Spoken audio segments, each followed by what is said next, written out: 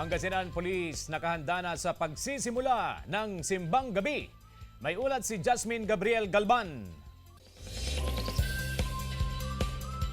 Nakahanda na ang pulisya sa pagsisimula ng Simbang Gabi sa susunod na linggo. Sa Mangaldan, Pangasinan, nakatakdang mag-request ng augmentation force ang pulisya na itatalaga sa iba't ibang mga simbahan.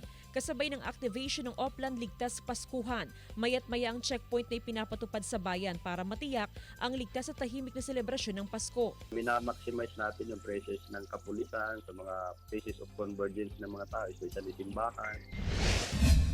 Inaasahang aabot sa mahigit 4,000 katao ang dadagsa sa unang araw ng Simbang Gabi sa Minor Basilica of Manaoag, kaya nakaalerto din ang pulisya sa bayan. May security plan po kami dyan at deployment plan.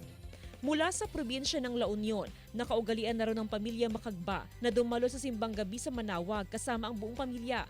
Kinokompleto rin daw nila ang 9 na araw na Novena Mass kasabay ang panalangin na pagkalooban sila ng Diyos ng matiwasay na buhay.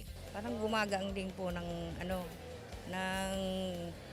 kabuhayan namin. Jasmine Gabriel Galban para sa Mornings with GMA Regional TV.